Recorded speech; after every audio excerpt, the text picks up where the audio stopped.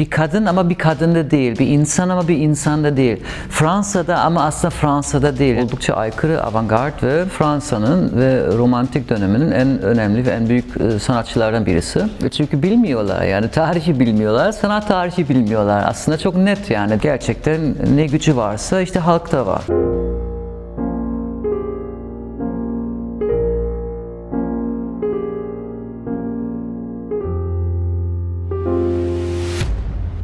Markus, hoş geldiniz.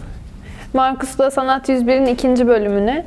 Bugün halka yol gösteren özgürlük tablosunu konuşacağız Eugène Delacroix'ın.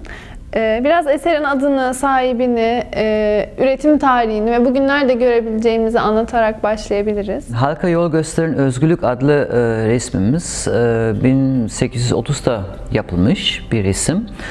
Sanatçı Delacroix. O da Fransa'nın ve romantik döneminin en önemli ve en büyük sanatçılardan birisi. Delacroix 1798-1863 arasında yaşayan bir sanatçı ve günümüzde Louvre Müzesi'nde bulunuyor. Fakat işte Louvre gelene kadar bu resim oldukça maceralı bir yolculuk yaptı diyelim. Bu resim işte 1830 devrimi ile ilgili ve 1831'de ilk defa işte Paris Salonu'nda resmi olarak gösterildi. Çok beğenildi ve işte kral tarafından, devlet tarafından satın alındı ve aslında işte Palais de Luxembourg, yani aslında yani en önemli mekanlardan birisini gösterilecekti. Ama tam öyle olmadı. Çünkü işte Haziran 1832 devriminden dolayı bu resim 1832'de Delacroix'a geri veriliyormuş.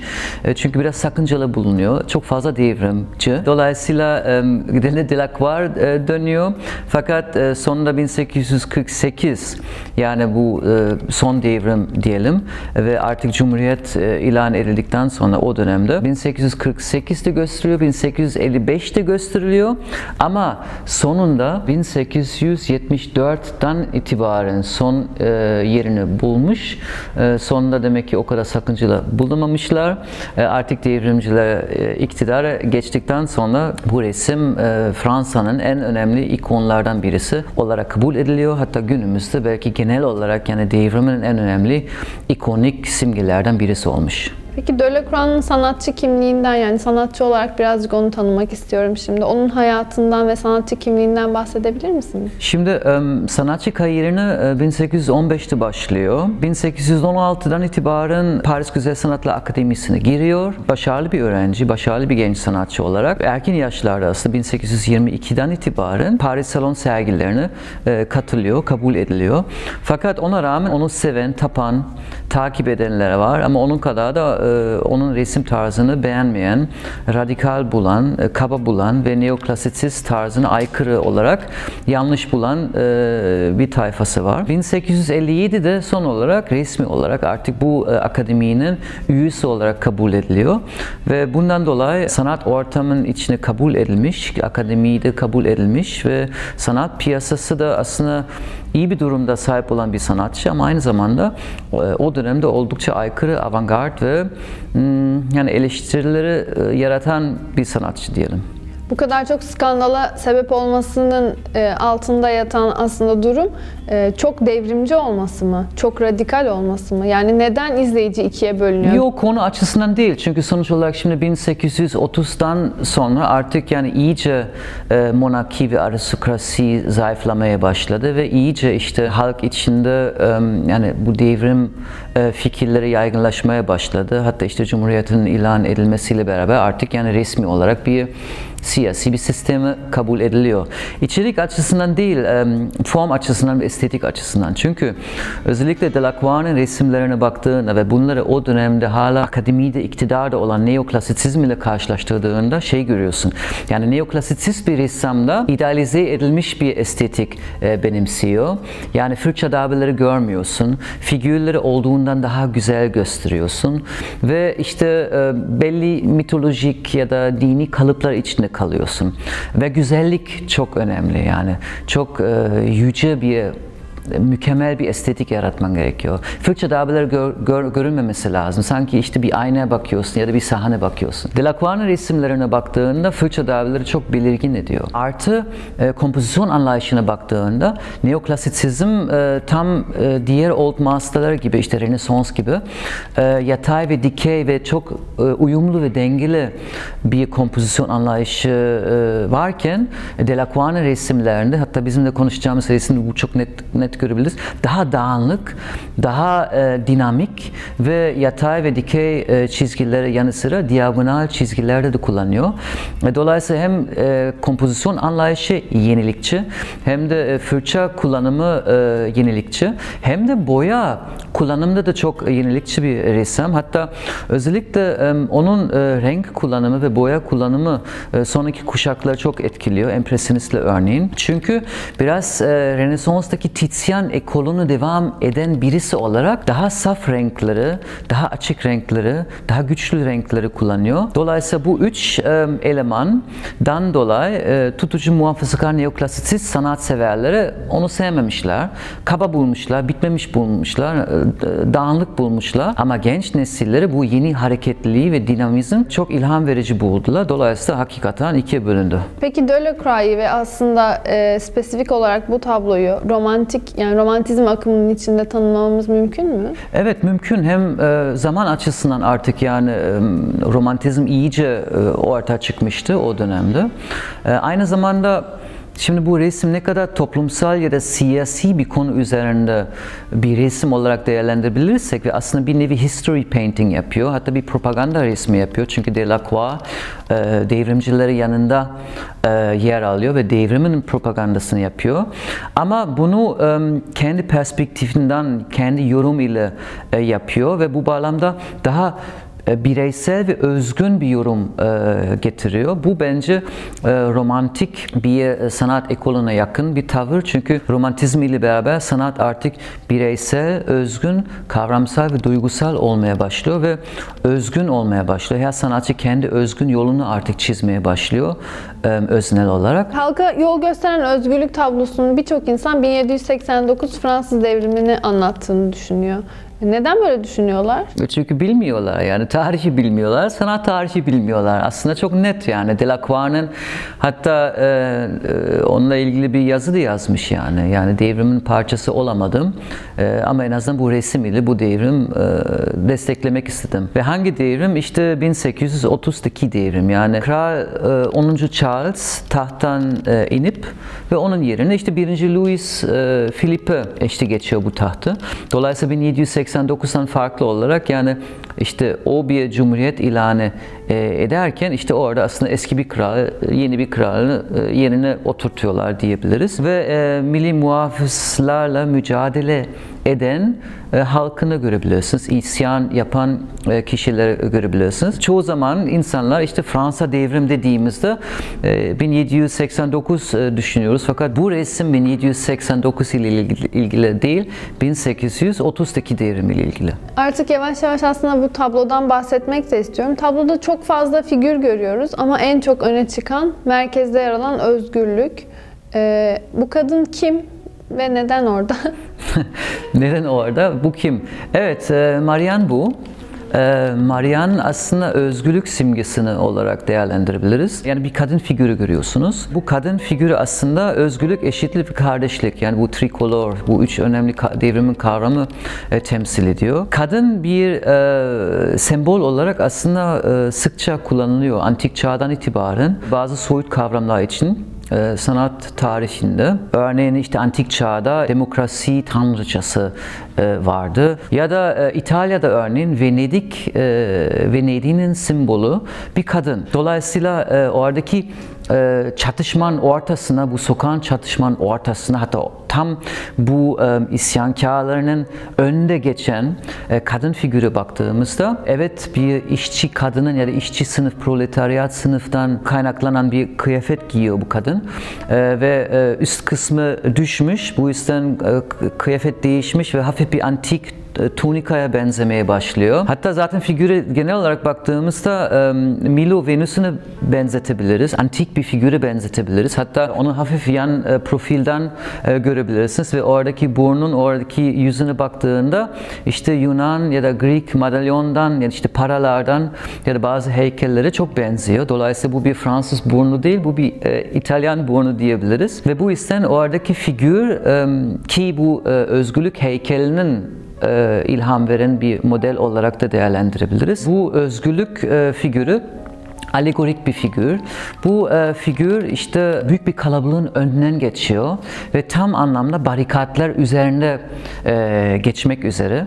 Hatta geçerken görebiliriz ki bu Temmuz devriminde tam sokak çatışmaları yapılır, barikatları söz konusu ve bu barikatları bir tarafta işte devrimciler, öbür tarafta işte ordu varken biz aslında seyirci olarak barikatının ön tarafta duruyoruz. Aslında karşı düşman ordusunun pozisyonunda devrimcileri doğru görüyoruz ve tam o anda artık devrimciler özgürlüğünün gücüyle ve onun önderliği, onun liderliğiyle ön tarafa geçiyor, barikatların üstünden geçiyor ve çatışma başlamak üzere aslında. Çatışma göremiyoruz. Bu da ilginç. Çünkü normalde history paintinglerinde savaş sahnelerde savaş anları görebiliriz. Çok dramatik bir şekilde.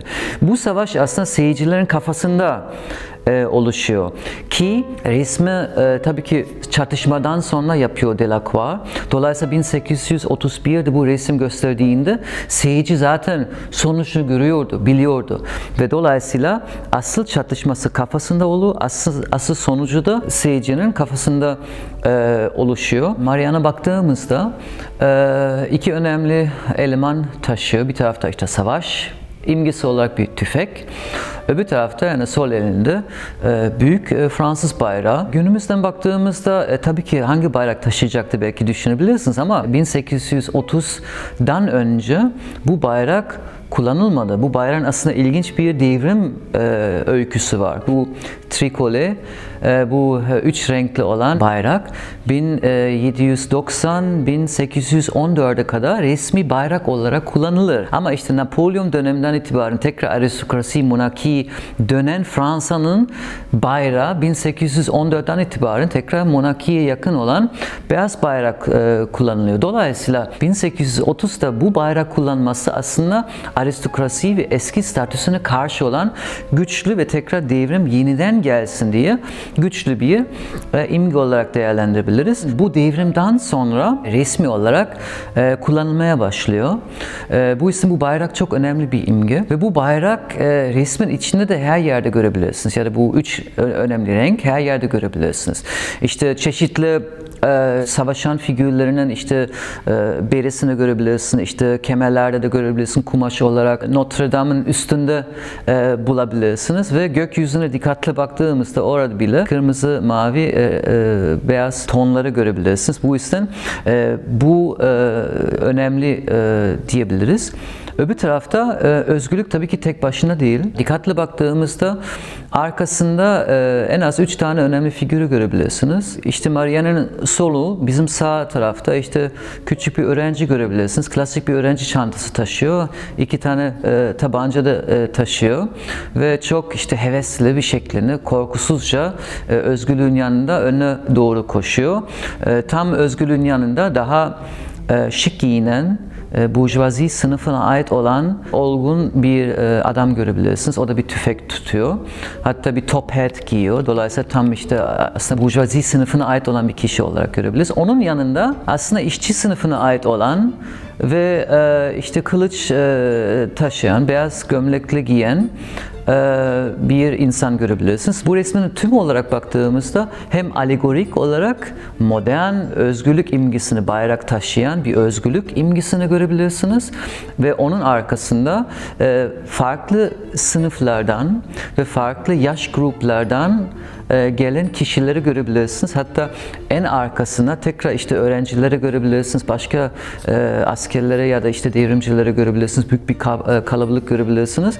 Bu yüzden aslında Delacroix bu resim ile altını çiziyor. Özgürlük ile beraber modern yeni bir toplum inşa ederken tüm sınıf ile eski durumuna karşı, eski statüsüne karşı ve eski dünyaya karşı, eski topluma karşı savaşan ve hep beraber mücadele eden bir resim görebilirsiniz. Fakat önemli bir ayrıntı daha var. Tam özgürlüğünün ayağının altında iki ceset görebilirsiniz ve işte bizim sağ tarafımızda bir asker görebilirsiniz, sol tarafında bir sivil görebilirsiniz. Ve Delacroix aslında tabii ki biz öğreniyoruz bu resimden ve tarihten baktığımız tabii ki biliyoruz ki devrim başarılı olacak. Halk kazanacak. Ama sonuç olarak ölü ve cesetler ve kayıpları iki taraftan görebilirsiniz. Yani hem askerler ölüyor hem de işte siviller ölüyor. Yani genel olarak baktığımız zaten hepsi Fransız. Dolayısıyla bu kanlı savaşın sonunda evet özgürlük, evet modern ve yeni bir devlet, bir toplum inşa edilecek ama onun bedeli hep beraber aslında ödeyecekler. Delacroix'ın karakterini ve devrimci kişiliğini belki hani biraz da orada politik kimliğini işin içine kattığımız zaman bu resmin devrimleri destekleyen ve resmin erdemine inanan birinin elinden çıktığı aşikardır diyorsunuz. Bu sözü biraz açıklar mısınız? Bunu resimde çok net görebiliriz çünkü yani kim kazanacağı belli. Yani bu tarih bilmiyorsanız ve işte o devrim öyküsünü bilmiyorsanız bile o resimden kim kazanacağı belli. Çünkü işte askerler orada güçlü bir halk hareket olarak karşı giden bir güç olarak değerlendirebilirsiniz. Dolayısıyla orada zaten ressam olarak güçlü tarafı gösteriyor yani. Resmi yaparken 28 Ekim 1830'da bir mektupta Delacroix şunu yazıyor, işte modern bir konu çalıştım, bir barikat resmini yapmak istedim ve ülkem için savaşmamış olsam da en azından onun için bir resim yaptım. Yani bu yüzden Delacroix'ın bu bağlamda baktığımızda monarkiye karşı devrimcilerinin yanında yer aldığı çok belli. Aynı zamanda dediğim gibi yani oradaki figürlere baktığınızda hatta özgürlük figürünü kullanıyor ve bu kadın, bu Meryem'i frik başlığı takar. Yani bu çapka. Antik Roma döneminde serbest bırakılmış ve özgürlüğü kavuşmuş olan kölelere verildi. Yani bir simge olarak artık serbestsin, artık özgürsün. Dolayısıyla bakın daha önceki halk köle gibi özgür olmayan bir şekilde yaşamış ama artık bu frik hem işte oradaki özgürlük simgesi üzerine görüyorsun ama bu frik birçok kişi tarafından da giyiniyor, takılıyor. Dolayısıyla hem özgürlük devrimin yanında hem de o figürlerinin güçlü bir şekilde betimlemesi aslında çok net bir şekilde devrimin yanında olduğunu gösteriyor. Yani bu tablo günümüzde neden hala önemli? Yani sadece tarihi bize aktardığı için değil belki ya da sadece belki iyi bir sanat eseri olduğu için değil ama bu tablo günümüzde neden hala bu kadar geçerli ve önemli? Çünkü devrimler devam ediyor. Bütün dünyada yaşıyoruz yani. Dolayısıyla bu resim açıdan bence önemli. Yani evet devrimin propagandasını yapıyor ve çoğu zaman sanat tarihinde yapılan propaganda resimleri çok sıkıcı oluyor yani çünkü çok net evet ya monarşinin propagandasını yapıyor ya da dinin propagandasını yapıyorlar ya da işte başka işte bir kapitalizm propagandası bile yapabilirsin belli bir şekilde ya da 20. yüzyıldaki propaganda resimlere baktığında bu eserler hem içerik açısından çok çekici değil hem de estetik olarak da çekici değil. Fakat bu resmine baktığında şu herhalde çok önemli ve bu yüzden hala günümüzde birçok devrimde ya bu Fransa bayrağı görebilirsin ya da bu resim görebilirsin yani ya da bu figür görebilirsin. Çünkü o özgürlük imgesi, alegorik bir imgesi. Bu sadece Fransa ait değil. Yani bu resim bir anda evet çok spesifik bir tarihi referans veriyor. Ama bir anda Delacroix bunu açık bırakıyor. Yani bu universal bir imge. Artı bence başka güncel ve güzel bir boyut daha var. Bir kadın figürü. Yani aslında bakın arkasında hepsi erkek. Fransa'daki devrimde de işte kadınlarının bölümü çok çok önemli. Dolayısıyla bu aslında belki erken feminist bir yanı bile bulabiliriz. Çünkü oradaki işte kadının gücü, kadının güzelliği ama bir yanda da kadının vizyon ile yapılmış olan bir resim. Bu yüzden bu açıdan baktığımızda işte hele Türkiye'de bir son dönemde işte toplum ve kadın rolleri, işte kadın cinayetleri, sanat ve kadın ilişkisi şu anda biz İstanbul'da çok yoğun tartışıyoruz. Mesela şey diyoruz, kadın sanatçı demiyoruz çünkü sanatçı var. Çünkü erkek sanatçı da demiyoruz. Yani bu yüzden feminizm, neofeminizm tartışırken bu kadar önemli toplumsal bir değişimde, bu kadar önemli bir resminin ana figürü bir kadının olması bence inanılmaz önemli bir gösterge. Artık yani universal bir devrim imgesi resmi olarak görebiliriz. Yani çünkü bu bir insan değil, bu bir imge. Yani bu bir kadın ama bir kadın da değil, bir insan ama bir insan da değil. Fransa'da ama aslında Fransa'da değil. Yani çünkü bunun gibi halk isyanları, halk hareketleri zaten 1789'dan itibaren birçok ülkede görebilirsiniz. Bu yüzden mesela başında dediğim gibi 1831'de evet sergileniyor ve evet devlet tarafından satın alınıyor ama devlet onu göstermiyor. Çünkü o dönemde hala Louis Philippe devam ederken herhalde şey korkmuş yani tamam güzel bir resim ve onun sayesinde bu devrim sayesinde ben şimdi bu tahtta otururum ama vallahi bu resimdeki halkının gücü çok vahim, çok mühim, çok güçlü. Bugün yarın bana patlamasın diye gerçekten bundan dolayı bu resim kullanılmadı, gösterilmedi, geri verildi ve ancak hakikaten artık halkının devrimin tamamlandıktan sonra 1870'ten sonra artık Louvre taşınıyor ve 74'ten itibaren universal insanoğlunun devrim simgelerden birisi oldu. O kadar güçlü ki başka devrimleri perçinleyebilir yani. Tabii korktular. Yani hatta o dönemde işte Delacroix'ın bazı arkadaşları bunu eleştirdiler. Çünkü 1860-70'lerde çoktan sanat yazarlığı, sanat eleştiri başlıyor. İşte daha önce Denis Diderot varken şimdi Baudelaire. Bunun gibi insanların sanat ortamı yakından takip ediyor. Sergileri takip ediyor. Gazetelerde eleştiri yazıyorlar. Dolayısıyla oradaki koleksiyon nasıl yapıldığını, kimin tarafından neye göre konulduğunu çok yakından takip ediliyor. Dolayısıyla o iade edildiğinde ve gösterilmediğinde insan yani o yazarlar bunu eleştiriyor ve şey diyorlar yani fazla devrimci, fazla kışkırtıcı ve fazla sakıncalı o dönemde hissedildi. Ama herhalde onun gücünden dolayı biz hala günümüzde buna bakıp şey diyebiliriz. Valla gerçekten ne gücü varsa işte halkta var.